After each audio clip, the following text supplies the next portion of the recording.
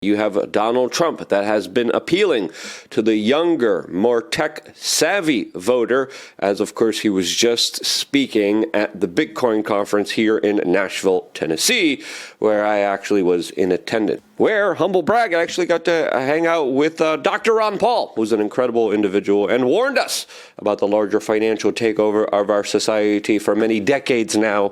And if we would have listened, the world would have been completely different. But we didn't, as Donald Trump has promised to set up a U.S. Bitcoin reserve, while also pledging to make the United States the crypto capital of the world, as he also promised to fire Gary Gensler of the SEC, as he described the Democratic policy towards Bitcoin as a disaster, and that, quote, if they win again, every one of them will be gone. This as thousands of Bitcoiners literally camped out for hours just to see Donald Trump there speak. And it's fair to say, after his speech, especially after saying that he would free Ross Ulbricht and pardon him on day one, that he definitely was able to galvanize not just a new fundraising machine, but also a new group of voters that, of course, will be supporting him this election cycle. During that, I just realized, talking about the Bitcoin conference in Nashville, Trump did do a speech. It was an interesting speech. He said he wanted to make America the biggest crypto country in the world, all sorts of stuff like that that would appeal to the crypto community, the Bitcoin community.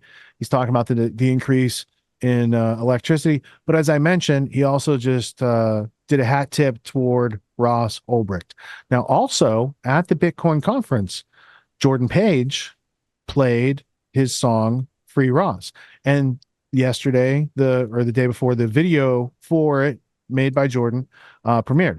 Now, as Luke said earlier, humble brag, the idea of a Free Ross song is great, but it takes money to produce it.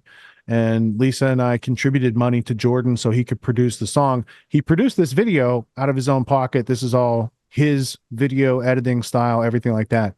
But it was a project where, you know, there's times in life where I've spent that much on a used car not that long ago, right? And you could buy tangible things with your money, but sometimes it's such a cool thing to do something with the money that's like helping to get something that you see in the world that needs to be out there, right? And I think that you get utility when you buy things and use them yourself, but when you contribute into other people's projects to help things come to life that otherwise it's like there's a great idea, but there's a financial barrier. And there's times in the past where I had great ideas and I had financial barriers, and every now and then somebody'd come in and give you a little donation. And so I'm pleased to be in a position where, you know, it sucks that Ross is still in prison. It's been 11 years at this point. And he's a political prisoner, and I don't think we should have political prisoners in this country. So that's why when Jordan had mentioned that he wants to do a Free Ross song, I'm like, what's it take? Because I'm willing to fill in the blank on what it takes to get that done. And we did, and it took a little over a year. And then he just made this video in the past couple of weeks, and he premiered it on Friday. So I'd like to go real quick to Jordan Page in his rendition. This is the audio recording, so you're not going to see him playing in it, but this is his video rendition of the song that he wrote and performed that we're going to hear now. Free Ross. On day one, I will commute the sentence of Ross Ulbricht to a sentence of time served.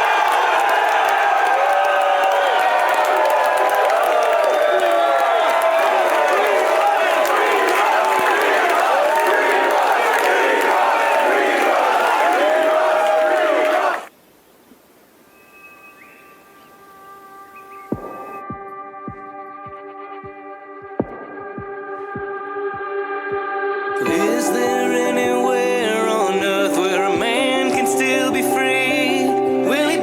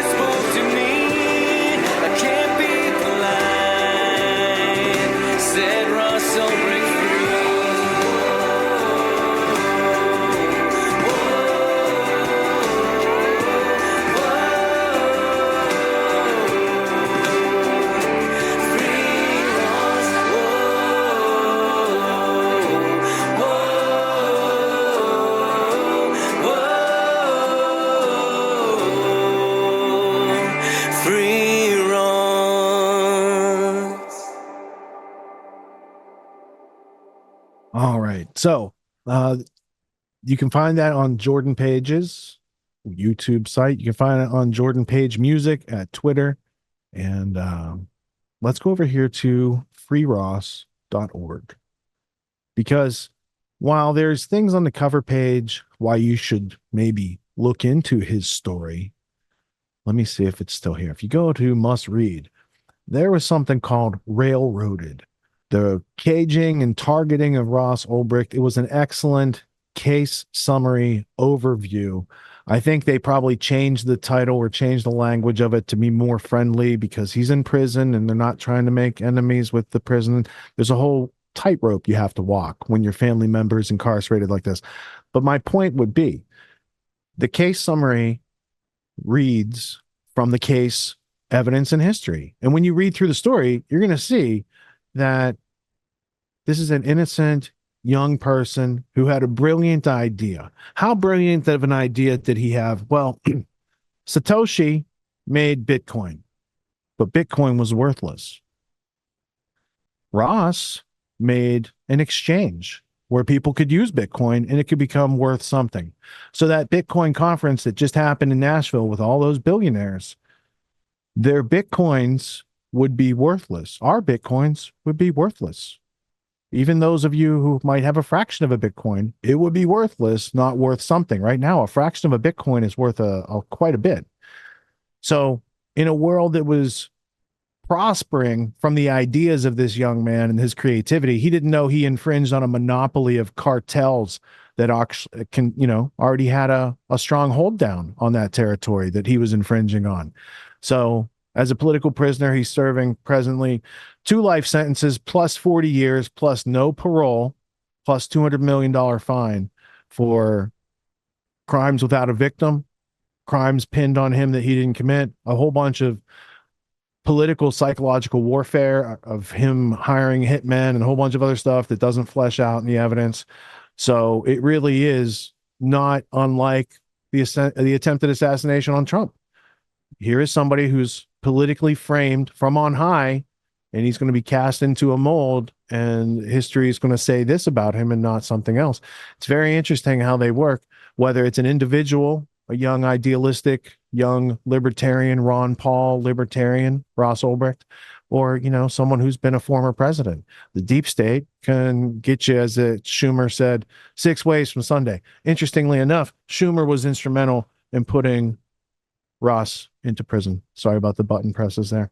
But there was a political agenda, and they needed not a patsy, not a scapegoat, not a sacrificial lamb, but somebody who wasn't guilty of the things they said he was guilty of. And that means the guilty parties always get away. They cut a deal and they walk away clean. Also in Ross's case, you can see one of the rare times in history that the feds get busted for stealing during the investigation. Yes, I believe it was Secret Service and maybe DHS got caught stealing Bitcoin during the investigation, and the government prosecuted them openly. And they're like, some of our own guys are dirty, which is, a little peek under the carpet of what they've been sweeping under there. So I've been friends with Ross's mom since 2014, about a year after he was incarcerated, because I was shocked by that story that could go on in our country. And the fact that it goes on to this day is egregious. But the fact that the most likely candidate to take the White House office who has promised to pardon Ross for time served is encouraging to family members, friends, and also people who have benefited from Ross's legacy. So hopefully something comes of that. And the song is just to get attention to his case, to his plight, to his innocence. And I'm happy to have played a small part in being able to make that possible. Although, on the other hand, Jordan's not a video editor. He's a singer-songwriter. Like, he learned how to use all sorts of AI video editing tools. He made a complete storyline that's coherent and carries the message. And I think, like, as a first endeavor into making music videos, he knocked it out of the park. So that was also super encouraging. And it's always been a pleasure to work with Jordan.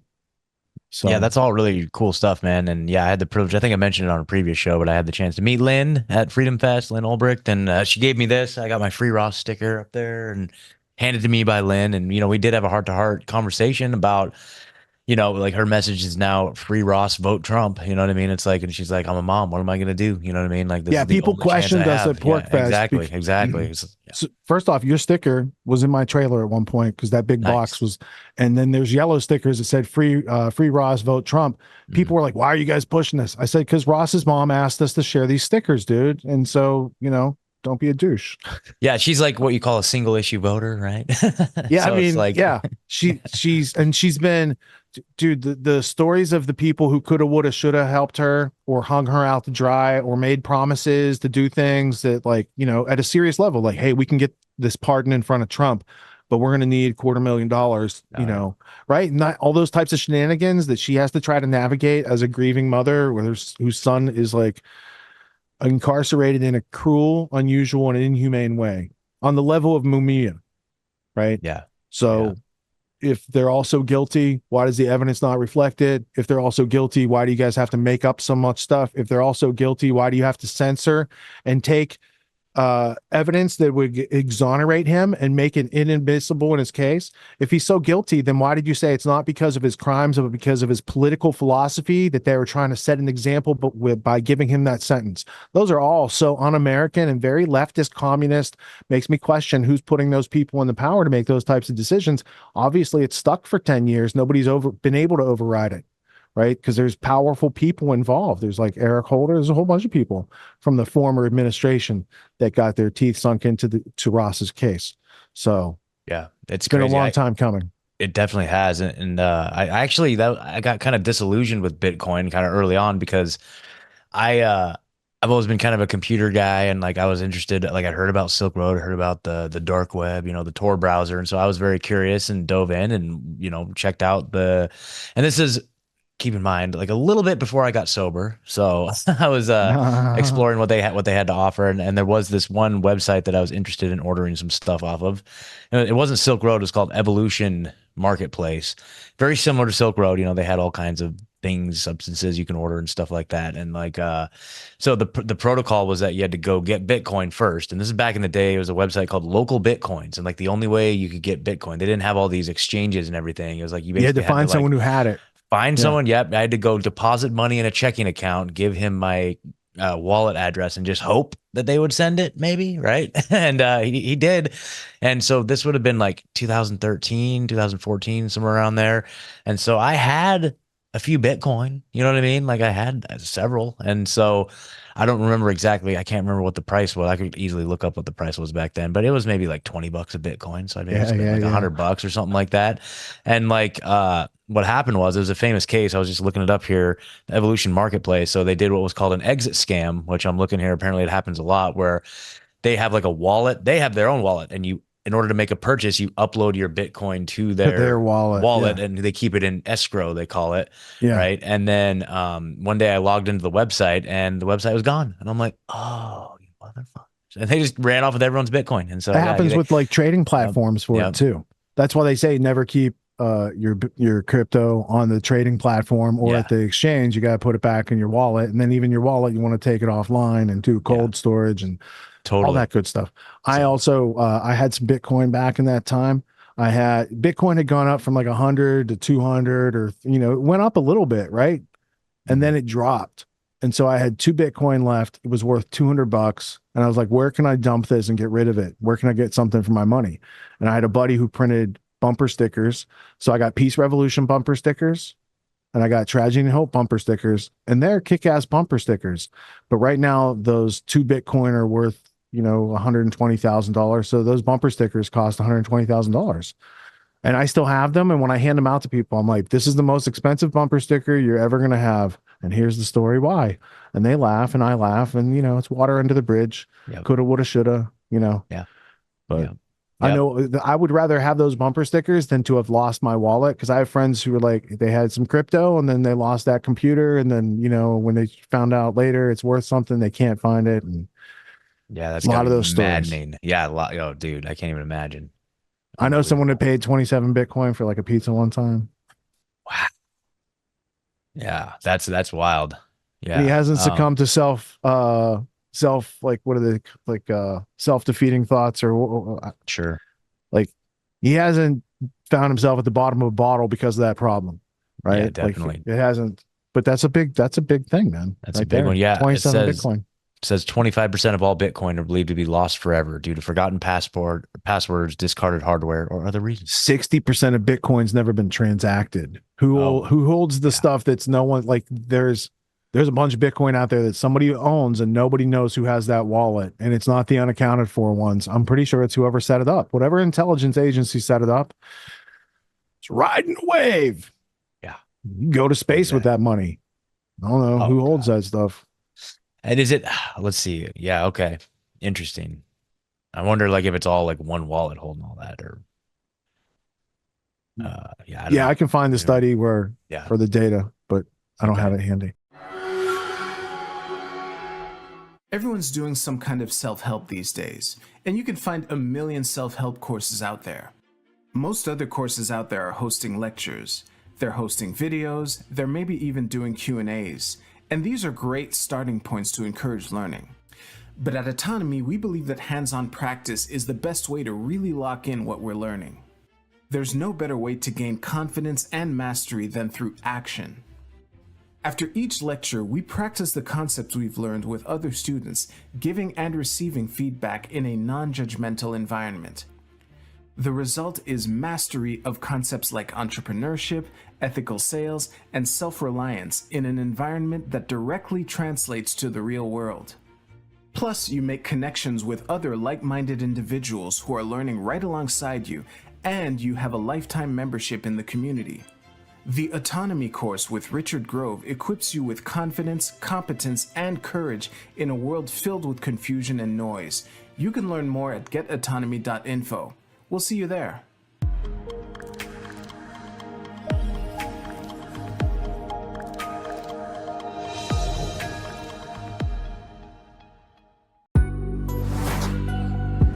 What makes the Grand Theft World podcast unique, invigorating, exciting, and informative? Most other podcasts out there are either doing straight up interviews or they're just covering the daily news. They're covering current events from the day they happened. And that is effective. It's useful. It's a great starting point. And then sometimes these current events change during the week past the first story. So we like to give it a little time. You have to wait till some of the dust settles on these stories in order to give them accurate coverage. And the other thing that's really missing in the media landscape is covering the articles that are coming out every day. That's great. That's necessary. But who's bringing in contextual history so that you can understand what has been going on for decades and decades to lead up to the machinations and actions that we see unfolding today? So what we do here on the podcast is we cover current events. Many of these things are censored, but we wait about a week. As a forensic historian, I focused mainly through my career on the history of globalism and collectivism and things that they call maybe the New World Order.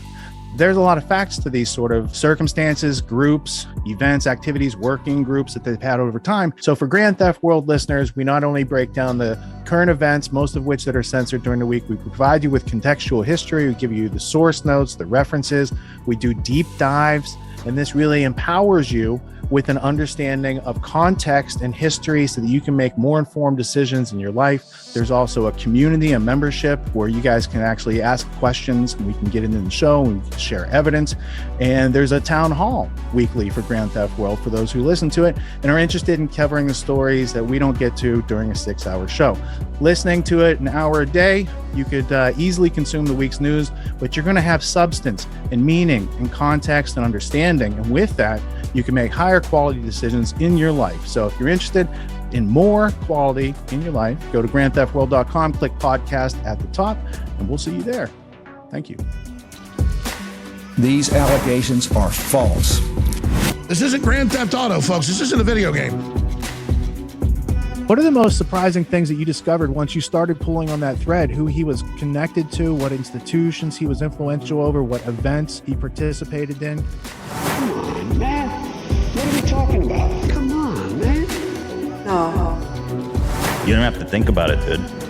I got this quote because you said you didn't know much about Klaus Schwab. I made it my job to, as soon as this happened, I'm like, okay, this guy's their front man. Let me learn about the official history of the World Economic Forum.